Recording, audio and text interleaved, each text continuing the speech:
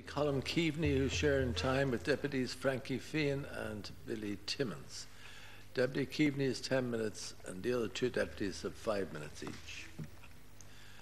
10 minutes, Deputy. Cancórla, politicians are only in it for themselves. They all have their snouts in the trough. They're all corrupt. The only thing that motivates them is their re-election. They have one hand longer than the other, and their only concern are their expenses. Cancórla deputies, these are the quotes taken and comments from an internet discussion site and from a radio show over the last couple of days. And while they're easy to write off as a ranting of an angry public or anonymous posters, we in this House should not do so, write them off that easily. These comments are an expression of the widespread cynicism towards politics and politicians in this country, and we would only be deluding ourselves if we think otherwise. Research carried out over the last year, after last year's general election, found that politicians are the least trusted of all professions. The last couple of decades have done untold damage to the reputation of politics and politicians. And while it's easy for some to point to Fianna Fáil as the main problem, it fails to recognise that it's not simply confined to just one party, and the damage is not merely confined just to Fianna Fáil but to the body of politics. Such cynicism and distrust can eventually lead to damage to the democratic legitimacy of the state. So we should have care to take very careful heed of that situation. This bill addresses some of the concerns about the corrupting effect of money in politics. It will restrict donations to political parties, be they corporate donations, private sector companies, or indeed contributions from trade unions. The Labour Party fully supports the bill sponsored by the Minister, and in fact we would like to acknowledge his dedication, his commitment and his action in this respect. Even though there will be considerable financial costs to the Labour Party, it is our view that the interests of democracy and transparency can best be served by a substantial piece of legislation in this area. It has long been the view of the Labour Party to end corporate funding of all political parties insofar as it is possible and within the confines of the Constitution. So we welcome this legislation on that basis. While the bill will contribute to the improvement in the standards of the practice of politics in the country, and by doing so we believe that it will help lessen the corrosive cynicism that exists towards politics that has been described by other speakers in the House today. Much of it obviously can be achieved in the legislation and in the context of regulation, but also in the practice of politicians and political parties. There are very few members of this House whose bona fides I would ever question. But what I mean by that, I think that most of us are here because we wish to serve the people of Ireland, to work for the good of the state.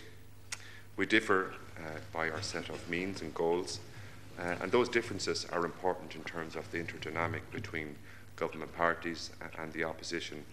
But I recognise that the vast majority of deputies in this House are here for the very best of intentions. However, there has been some corruption, and it means that a lot of political activity is now seen fairly or unfairly through that lens. Further legislation and work by every one of the parties in this House, and indeed the deputies in opposition, is required in order for us to counter the act of that, the perception that the challenge to the cynicism towards politics, and ensuring that we can root out that perception within society. I would argue, Cancórla, that we need to develop an intolerance to corruption in this House, and those associated with the actions of those who have been found to have been engaged in corrupt practices, whether they be in the courts or by tribunal of inquiry. The two issues in this bill are merged in a way by the election of a man called John Stuart Mill to the House of Commons in 1865. His opponent in that election was W.H. Smith of the famous booksellers family, who used his vast wealth to buy a lot of votes in that general election. So, Cancórla, political corruption was present at the start of the Mill's time in the British Parliament, and 12 months after his election, he touched on an issue of relevance to the aspects of this bill, and that is the issue that I see him and in history review his time as being pillared and dismissed by his fellow MPs at the time as somebody who was just simply mad. In 1867, during that debate on the second Reform Bill, Mill introduced an amendment that would have resulted in women receiving the vote. It was rejected, but it was the first time that such a motion had been proposed in the Commons. Now, Mill felt at the time that it was appropriate to create that debate in English society. And sadly and shamefully, it was 50 years later, in 1918, before the women's suffrage had finally won the vote. But even then, not on the same terms as men. Now, Cancurla, you're aware in Ireland women had had the vote since the independence, and indeed Ireland before independence had elected the first woman MP, Countess Markievicz, who later became only the second female government minister in Europe. She left office in 1922, and we had to wait till 1979, 57 years later, until another woman was appointed to cabinet. Of the total of the 4,744 Dáil seats filled since 1918, only 260 have been occupied by females. Only 91 TDs have been elected since the foundation estate. In this 31st Dáil, women hold only 25 seats of the 166, representing, as has been outlined earlier on, an approximate percentage of 15.1%. That places Ireland in a global position, I think, of 79th, considerably lower than the global or European average of 20% or 22.2% respectively. This underrepresentation of women means that we are missing the talents and insight of half the population. This matter it may be a matter of humour for some, but it cannot be said that, that the loss of the role of women in politics is having an effect in the context of our policy and the outcomes of our work and our deliberations. The different experience means that women parliamentarians are more likely to raise issues that involve women and bring their perspectives to bear on policy making. Women are more often less adversarial and more often, as has been challenged earlier on by one of the opposition speakers, more consensual in parliamentary and committee debates. These can only help to enhance the quality of governance in this country. In any event, the appeal of democracy as an idea is not that it is the most efficient system of government, but rather that it has to be the most legitimate form of government.